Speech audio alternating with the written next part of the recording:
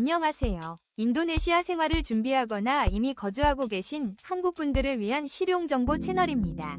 오늘은 많은 분들이 궁금해하시는 주제, 바로 인도네시아에서 운전기사를 어떻게 구할 수 있을까에 대해 자세히 알려드리겠습니다. 인도네시아는 도로 교통이 복잡하고 대중교통이 제한적이기 때문에 특히 가족과 함께 거주하시는 분들이나 장거리 출퇴근을 하시는 분들은 전용 운전기사를 두는 경우가 많습니다. 또한 운전자가 있으면 교통체증 중에도 업무를 보거나 휴식을 취할 수 있기 때문에 생활의 질도 훨씬 좋아집니다. 하지만 막상 운전기사를 구하려고 하면 어디서부터 시작해야 할지 고민되죠. 이번 영상에서는 운전기사를 구할 수 있는 대표적인 온라인 사이트 3곳, 급여 시세, 면접 시 꼭 확인해야 할 질문들, 고용 후 관리 팁까지 하나씩 설명드리겠습니다. 먼저 운전기사를 구할 수 있는 대표적인 웹사이트 3곳부터 소개해드릴게요. 첫 번째는 PMBANTU.com입니다. 이 사이트는 원래 가사도우미나 베이비시터를 찾는 용도로 많이 사용되지만 드라이버 또는 수파 카테고리를 통해 운전기사를 찾을 수 있습니다. 운전자의 이름, 나이, 성별, 경력, 희망급여, 그리고 운전 가능한 지역 등이 잘 정리되어 있어서 한눈에 비교하기 좋습니다. 일부 지원자들은 사진이나 간단한 자기소개 영상도 올려두는 경우가 있어 신뢰도를 판단하는 데 도움이 됩니다. 회원가입 후 지원자와 직접 연락하여 인터뷰를 진행할 수 있고 일정 수수료를 지불하면 중개 서비스를 받을 수도 있습니다. 두 번째는 OLX-co.id입니다. 이곳은 한국의 번개장터나 당근마켓처럼 중고거래가 주 기능인 사이트지만 로원건 커자, 즉 구인구직 카테고리도 활성화되어 있습니다.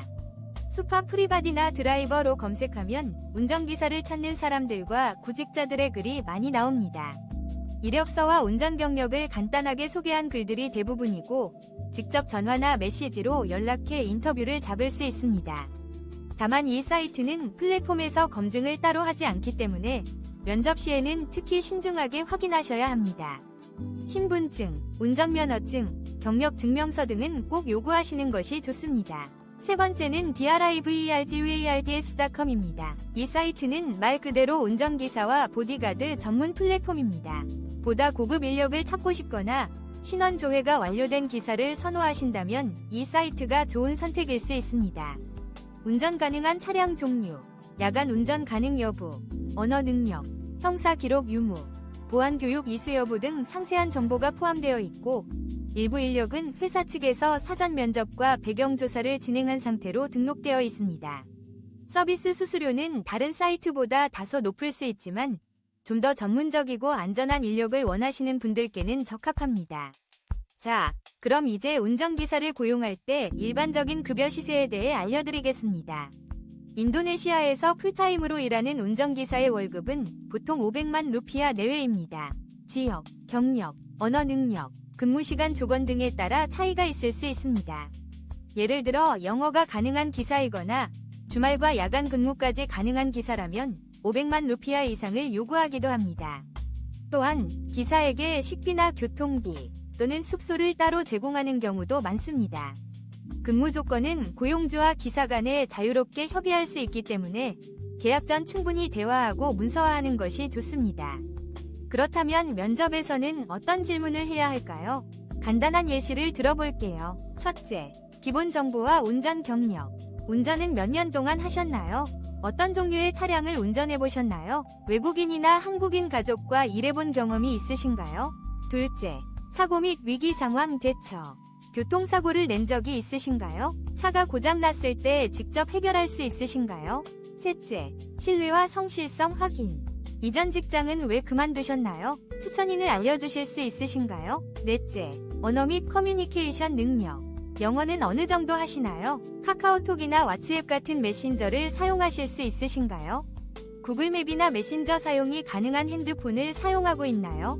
이런 질문을 통해 기사의 실력, 성실성, 커뮤니케이션 가능 여부 등을 파악할 수 있습니다.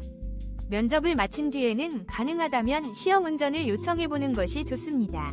차량 운전 시 부드러운 핸들링, 안전거리 유지, 브레이크 사용 습관 등을 직접 확인할 수 있기 때문입니다.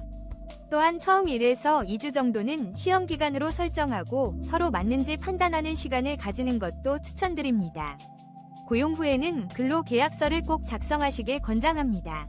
급여, 근무시간, 휴일, 추가 수당, 교통비 지원 여부, 퇴직 조건 등을 문서화해두면 나중에 생길 수 있는 분쟁을 예방할 수 있습니다. 계약서는 인도네시아어 또는 영어로 작성하면 됩니다. 번역이 필요하다면 번역 앱이나 번역 서비스를 활용하셔도 좋습니다. 중요한 건회사에서 고용을 하는 건지 아니면 개인으로 고용을 하는 건지에 대해서 고용계약서에 꼭 명시해야 합니다. 회사에서 고용을 한다면 퇴직금, 퇴근 시간 등이 차이가 많습니다. 또한 매달 급여를 현금으로 지급하기보다는 은행 계좌로 이체하고 이체 내역을 기록해두는 것도 중요합니다. 이렇게 하면 급여 지급 증거가 남아 추후 분쟁이 발생했을 때 도움이 됩니다. 마지막으로 운전기사를 가족처럼 존중하는 태도도 중요합니다. 직원에 대한 배려는 신뢰와 장기적인 근무로 이어집니다. 생일에 작은 선물이나 명절에 보너스를 제공하면 기사분들도 더 충성도 있게 일해주는 경우가 많습니다. 오늘 영상에서는 인도네시아에서 운전기사를 구하는 방법에 대해 총 정리해드렸습니다.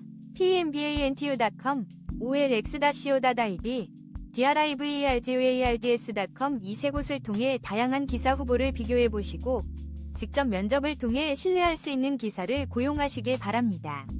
더 중요한 건 이전 직장에서 근무를 오래 했는지, 경력 증명서가 있는지, 그만둔 이유가 무엇인지 등을 면접 시 꼭 확인하시기 바랍니다.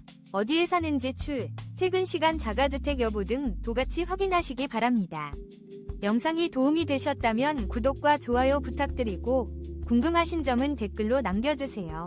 다음 영상에서는 인도네시아에서 가사도우미나 베이비시터를 고용하는 방법에 대해서도 안내해드리겠습니다.